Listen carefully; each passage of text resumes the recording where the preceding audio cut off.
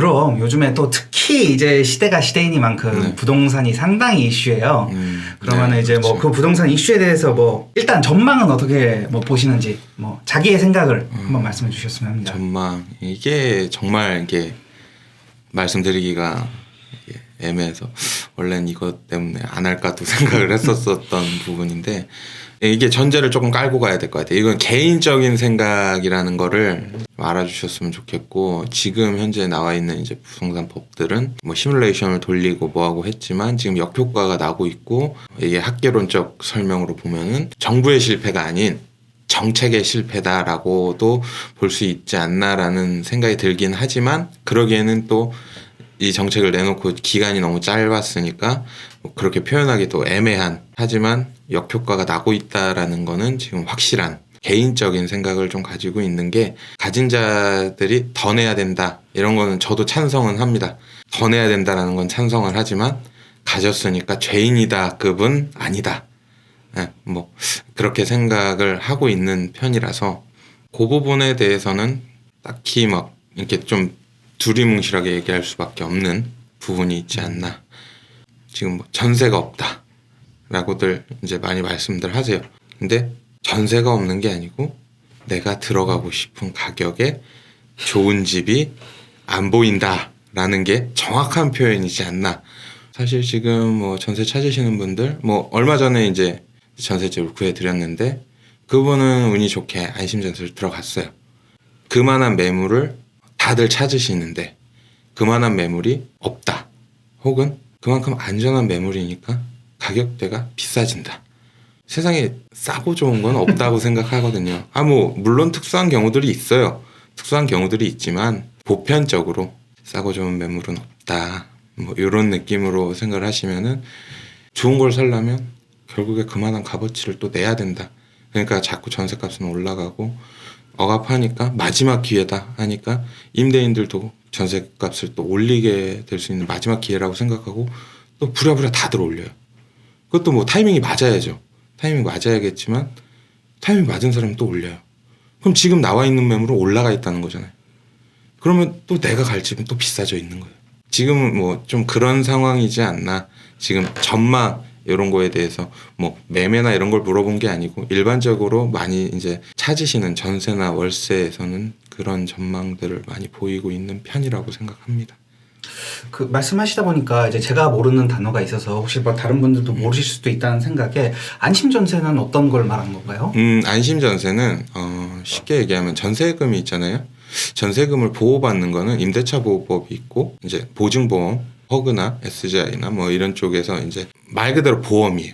보험을 드는 게 있고 은행권에서 대출을 해주면서 그 보험 역할까지 같이 하는 게 일명 안심전세. 그러니까 이름은 은행마다 다를 수는 있어요. 근데 이제 기본적으로 안심전세 대출이라 그러면 다 알아듣는 게 이제 뭐 예를 들어 1억짜리 집을 갔다. 근데 그게 이제 안심전세 되는 매물이다라고 쳤을 때는 전세금의 90%까지 은행에서 대출을 해주고 그 보증보험이라는 것처럼 절차가 있겠죠. 근데 이제 다들 걱정하시는 그 전세금 반환을 못 해주는 상황에서 나는 무조건 나가야겠다라든지 뭐 안 좋은 일이 생겼다라든지 뭐 그런 이제 집에 대해서 뭐 그런 일이 생겼을 때 은행에서 대신 이제 나에게 주는 거예요.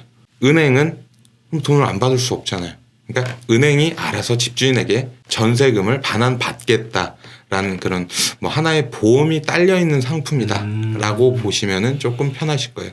자동차 사고 같은 데서 그렇죠. 보험사가 중재를 해주듯이 네, 그렇죠. 이제 은행권이나 뭐 네. 다른 게 될 수도 있지만 은행권이 전세에 관한 그 중간을 그렇죠. 해준다는 거네요. 뭐 예를 들어서 2억짜리 집에서 90%니까 2천만 원을 돈을 내고 1억 8천을 대출을 받았어요.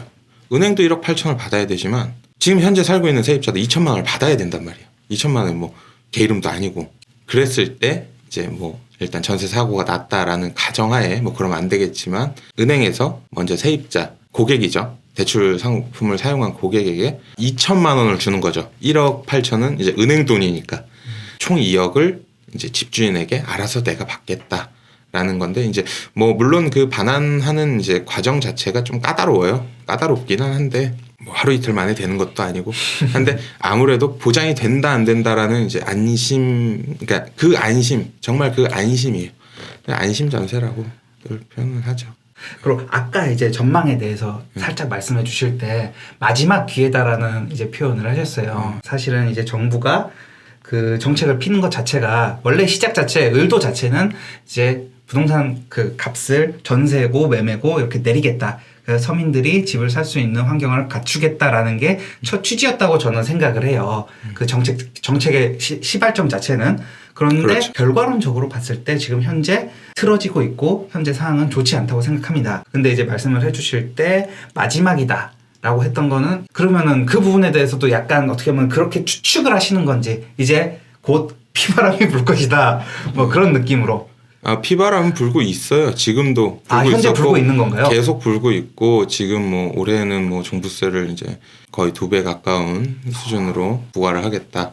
근데 이게 사실상 임대사업자가 지금 많단 말이에요. 지금 문제되고 있는 것도 임대사업자지만 임대사업자가 많고 그 임대사업자들이 보험을 들고 뭐 의무보험을 들고 뭘 들고 하는데 그 부분들이 누구에게 가냐 이거예요. 그 사람들은 사업자예요. 저도 사업자고. 그냥 여기까지만 얘기해도 그 부분에 대해 그러니까 듣다 보면 아 그게 누구한테 가는구나. 누구에게 부담이 되고 있는 거구나 라는 부분들을 이제 조금 알게 되시지 않을까라는 생각을 해요.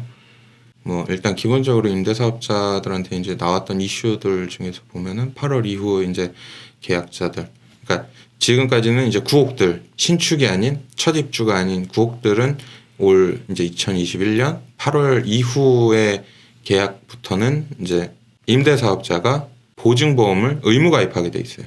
매년 가입해야 되는 보증보험이 의무 가입이 된 거죠. 그래서 이제 세입자들의 이제 뭐 보장을 조금 챙겨주겠다.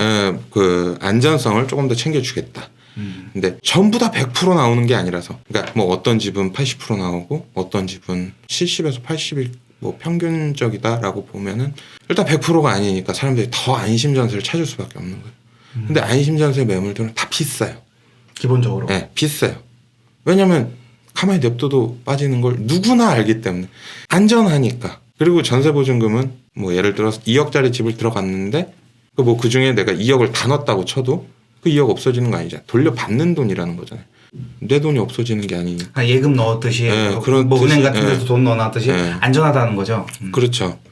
옛날이랑 많이 다르게 지금은 사이즈들이 지금 많이 커져 있으니까 그 돈 모으려고 솔직히 그렇잖아요. 회사 생활 하시는 분들 주말만 바라보고 1년에 휴가만 바라보고 얼마나 그 쳇바퀴 사는 거 그거 힘들게 그렇게 살아왔어요. 그래서 겨우겨우 모아놓은 돈 잃어버릴 수 있다?